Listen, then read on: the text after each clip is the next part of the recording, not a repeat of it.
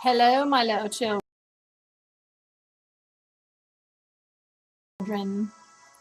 Okay, so I have some classical music playing here in the background, and it's not Renaissance classical music, but it's still classical music all the same. You guys are going to look at the PowerPoint, and on each slide of the PowerPoint, you have a little audio button that you need to push so that you can hear me read and make a few comments. At the end of the PowerPoint, though, I want you guys to go to the link at the bottom. You can cut and paste the link into your little search engine on your, or not your search engine, but for the URL. It'll take you to a video, and the video is 22 minutes long. So total, it should take you guys about 30 minutes, and you need to be prepared when you come to class tomorrow with this information. Just on the PowerPoint, just go through on the PowerPoint, and it'll ask you questions. On the questions, just answer those in your mind, but make sure that you think about it. Don't just go through it and look at it and then move on to the next slide. Make sure that you think about it, because you're going to need to be able to discuss it. And anything we do like this at home, you need to be prepared, because whatever we're doing in class that day will pertain to it. So, you like the beat? I do. Anyway, y'all have a good evening and have fun. Goodbye.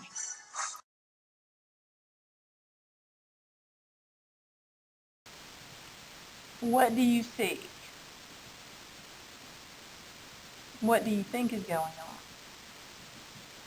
on? What does it make you wonder? Okay, what do you see in this painting? What do you think is going on?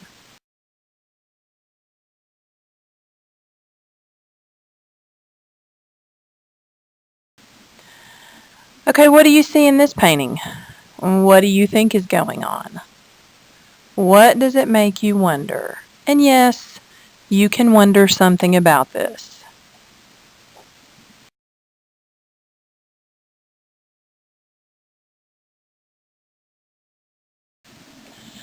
All right, compare these two paintings. Which of these paintings looks more realistic to you? And identify the specific details that will tell you that.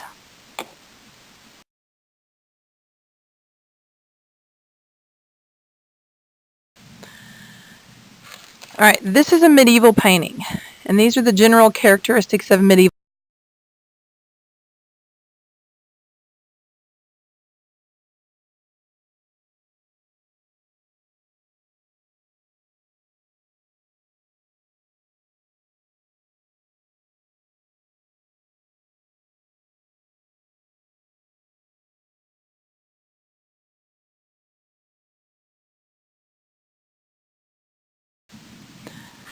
This is a Renaissance painting, and these are the general characteristics of a Renaissance art. The subject matter was varied. It wasn't always religious.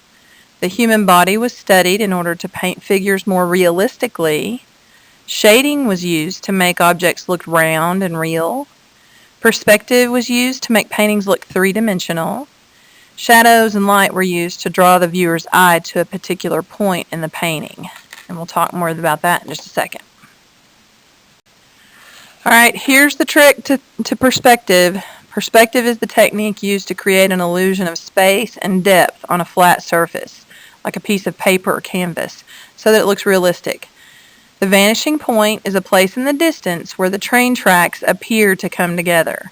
Using linear perspective, objects are painted smaller to appear farther away.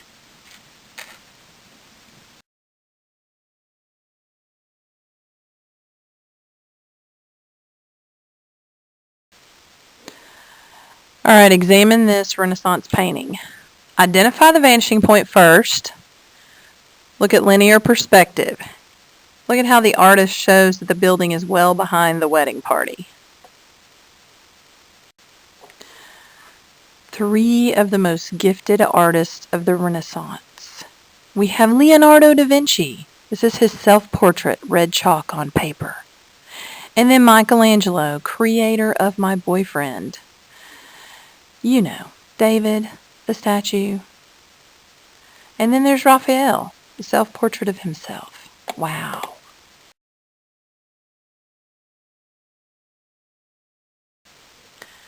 Leonardo da Vinci was a Renaissance man interested in many different things. He was a painter. His two most famous paintings are the Mona Lisa and the Last Supper. Only a few of his paintings have survived, though. He was also a scientist. He was a master of anatomy.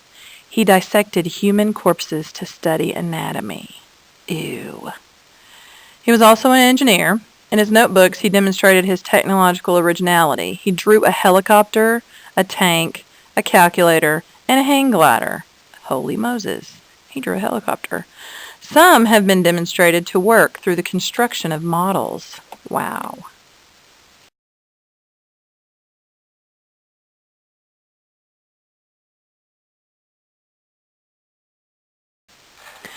The Mona Lisa.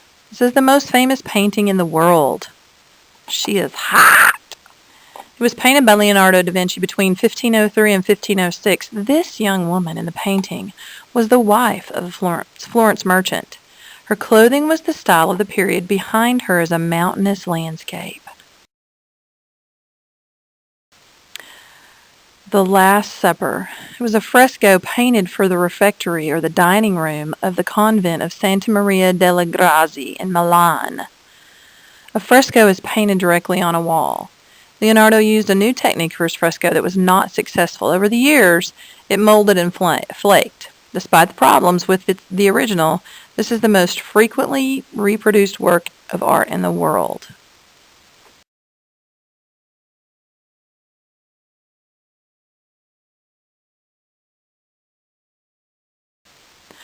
Michelangelo was a Renaissance man. His work included the following. His sculpture. Yes, that is correct, my boyfriend. His earliest works were sculptures. Among his most famous was a 17-foot marble statue of David preparing for his battle with Goliath, and you know he's going to kick his butt. His paintings. His most famous painting is a fresco, which covers the ceiling of the Sistine Chapel in the Vatican. Beautimus. It was painted directly onto a wet plaster so that the painting became part of the wall. The fresco on the ceiling of the Sistine Chapel was commissioned by Pope Julius II, and it has really cool 3D effects with the shading, like some legs and feet look like they're coming out at you. The architecture, Pope Paul III hired Michelangelo to oversee the completion of the building of St. Peter's Basilica. He combined two earlier plans with his own to design the building as it looks today, and it has a humongous dome. Poetry. His earliest poetry was of courtly love. In his later life, his poetry centered on religious themes.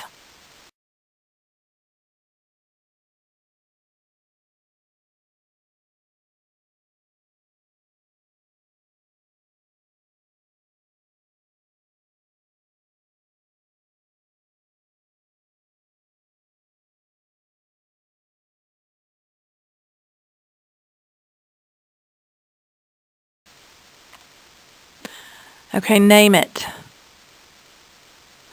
All right, you can't name it, but it's the statue of Moses created by Michelangelo.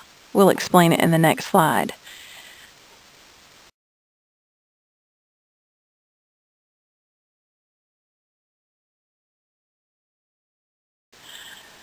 Moses was carved from marble by Michelangelo, which is totally difficult because of the fact that marble is really hard, and he has to use a hammer and a chisel.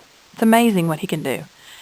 It is part of the decoration for the tomb of Pope Julius II. This representation of Moses with horns on his head was based on a description of Moses found in the Vulgate, a Latin translation of the Bible that was used during the Renaissance.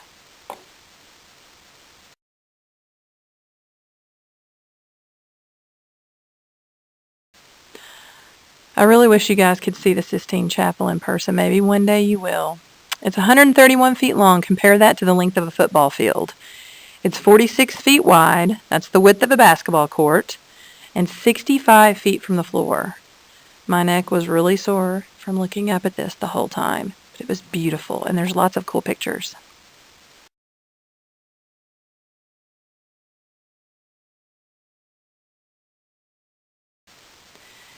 This is the design of the Sistine Chapel, and it depicts 9 scenes from the book of Genesis in the Bible.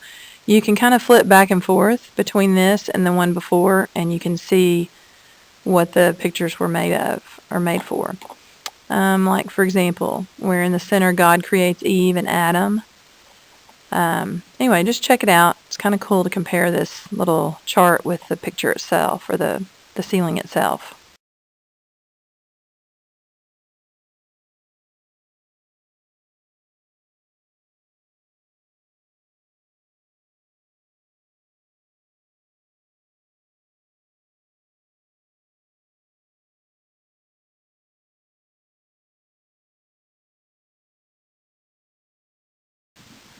This is the most well-known of the fresco panels.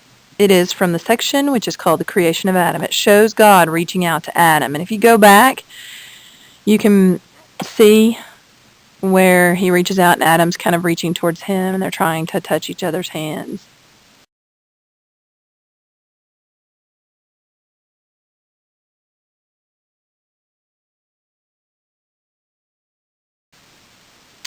So this is Raphael. He was a Renaissance man. His work included, he was primarily a painter. Pope Julius II called Raphael to Rome in 1508 and hired him to complete the fresco decoration of a number of rooms in the Vatican.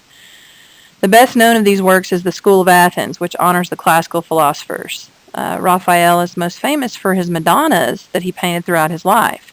His earliest Madonnas are very sweet. The latest work shows a more polished look. And no, we're not talking about Madonna the singer. We're talking about a representation of Jesus' mama and him, usually as a baby. The School of Athens, remember that all of these Renaissance people took their cue from all of the philosophers and artists of the classical period of Athens and Rome. So it's no wonder why he drew a painting of the School of Athens, or of a school in Athens. Architect, he helped to redesign St. Peter's Basilica after the original architect was dismissed.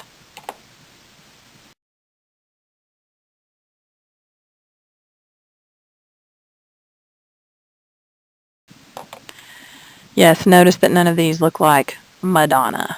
So, compare the Madonnas. How are they similar? How are they different? And how does the artist use perspective?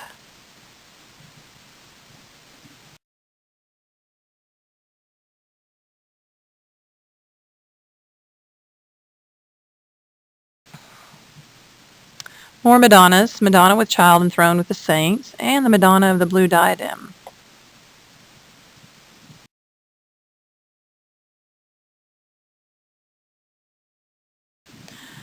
This is small Cowper Madonna and Madonna of Foligno. I'm wondering if that's Foligno. I bet it is. Or Foligno. Either way, look at the differences in the two paintings and the detail that the author uses.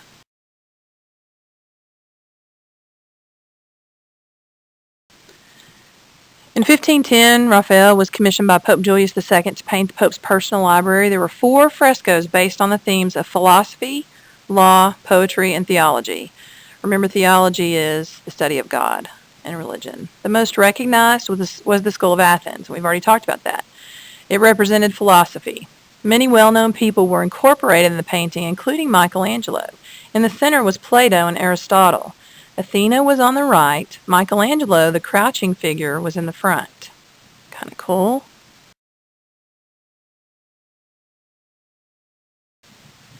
Okay, here it is, the School of Athens. You can see Michelangelo, the little crouching figure in the front, Aristotle up in the middle, Plato. Describe the use of perspective in this painting. Remember, you may have to go back to the slide on perspective to be able to describe it.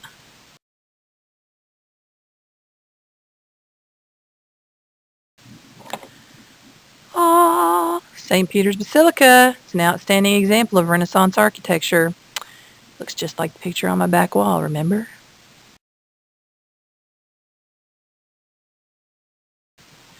This is the original St. Peter's Basilica, and it was torn down.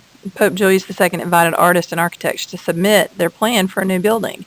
The design by Italian architect Donato Bramante was chosen.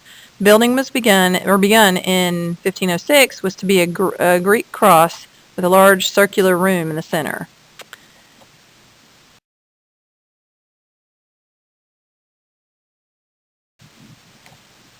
When Pope Julius died in 1513, the original architect, Donato Bramante, was replaced by Raphael. The major change in Raphael's plan was the addition of chapels, which substantially changed the shape of the building. Kind of looks a little more like a cross. What do you think?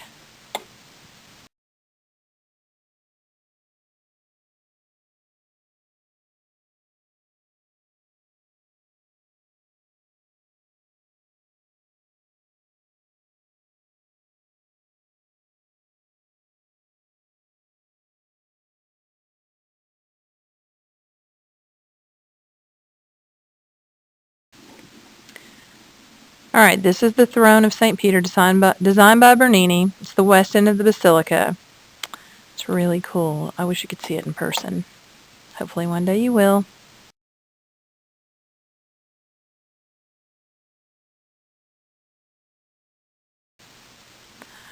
So, this is the back of St. Peter's Basilica. Interesting. And Vatican City. Over to the left, you can see what is probably the Vatican Museum, where the Sistine Chapel is. Really cool stuff there.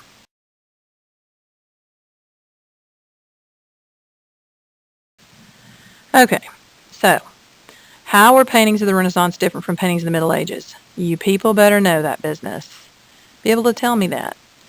Who were the three greatest Renaissance artists?